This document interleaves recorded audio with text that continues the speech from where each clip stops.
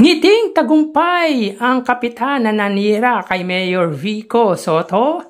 Yan ang pag-uusapan natin patungkol sa kinabibiliban, hinahangaan at pinakamahusay na punong lungsod sa bansa ngayong araw po.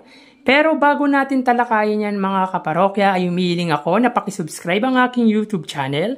Paki-like and share na din po mga kaparokya para mas dumami pa po ang makapanood ng content natin. Maraming salamat po sa inyo mga kaparokya at special thanks nga po pala sa mga viewers natin working abroad na patuloy na sumusubaybay, patuloy na tumatangkilik sa munti po nating channel. Maraming salamat po sa inyo at sobrang na-appreciate ko po kayo mga kaparokya.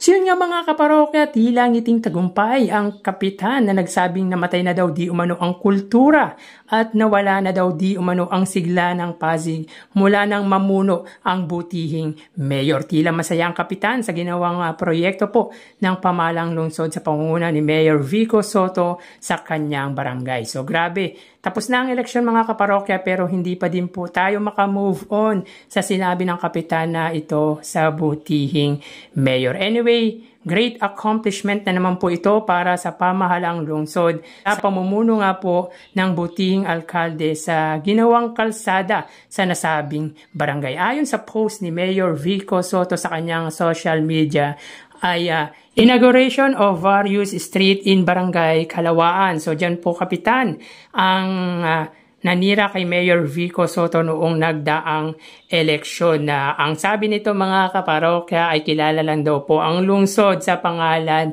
ng mayor. So anyway, Thursday, July 3 from N. Cuevas to Langka, S. Cuevas and the Paulino Street. So marami pong kalsada ang pinagawa ng pamahalaang lungsod. So total almost 1 kilometer long, 6 meter wide street including drainage, separate Nawasa service line, sidewalks improvements with bollards, 18 million. Noong June 19, 9 interior roads ng Jobson. Total 541 meters long, various width, including drainage, separate Nawasa service line, and 2 siltation tanks with 5.6 million. Ongoing negotiation for vacant lot beside this for health center and multi-purpose with park. Ongoing major project along Elisco and access San Joaquin to Kalawaan. Hashtag Pasig City, hashtag umaagos ang pag-asa, hashtag late post. Grabe ka na talaga, Mayor Vico Sotto, after ng oath ay 3 projects agad ang nagawa mo. Talagang tuloy-tuloy ang trabaho ng punong lungsod. Tuloy-tuloy din ang proyekto para sa ikagaganda at ikaayos ng kanyang syudad na pinagsisilbihan. At napakababa ng cost project para sa 1 kilometro na nagkakalaga ng 18 million. Talagang detailed lahat ng proyektong ginagawa ng butihing mayor. Ganyan talaga kapag transparent, yung walang tinatago, lahat lantad ang ginagawa. Talagang very efficient and innovative working mayor talaga ang butihing mayor. Walang katulad. Di lang yan complete package pa yan mga kaparokya dahil inaayos na din pati drainage, Nawasa service line at kung ano-ano pa. Yan ba ang nawala, ang sigla at kultura sa lungsod ng Pasig? Lahat gagawin para lang sa ikaayos ng lungsod nito. 18 million and 5.6 million for 2 projects for almost 24 million pesos. Sobrang nakatipid na agad ang pamahalaang lungsod po ng Pasig sa proyektong yan. And justifiable na po yan mga kaparokya dahil mura na po yan para sa ganyang proyekto. Ngiting tagumpay sikap mga kaparokya dahil sa likod ng mga sinabi nito kay Mayor Vico Sotto ay prioritize siya ng butihing mayor. Pinapakita lang talaga nito na walang politikahan under his term. Talagang wala siyang masamang tinapay sa mga kapitan na kumalaban at nanira sa kanya. Ganyan kagaling at katino ang punong lungsod, ang pinakamahusay na alkalde dito sa bansa. Alam mo lang po kasi, tayo sa ibang lugar. Hindi mo kilala ang lungsod ng Pasig.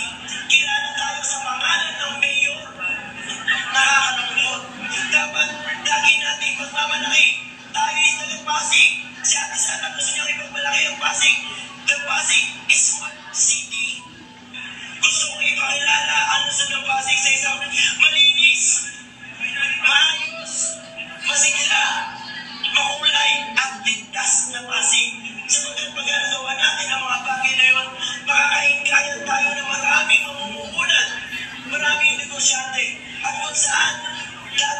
at trabaho.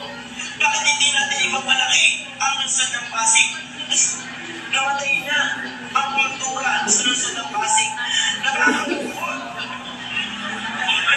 Muli natin ibibalik ang sigla ng Pasig. Ano ba ang nangyayari ngayon? Mukhang na mag-iiwanan tayo. At sisiguraduhin namin sa inyo, mararamdaman nyo ang servisyo ni Ate Sara Diskaya. Makikita nyo ang servisyo ni Ate Sara.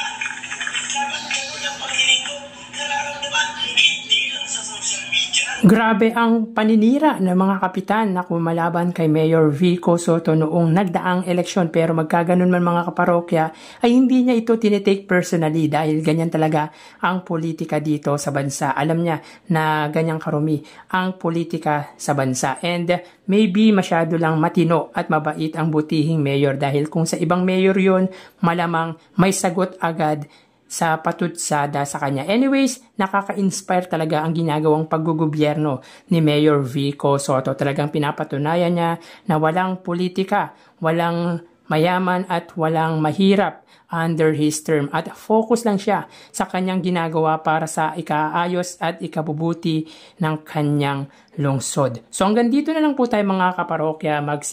Ingat po tayo, lalo na po maulan. Magdala po tayo ng payong pananggalang para makaiwas po sa sakit. So again, thank you and God bless.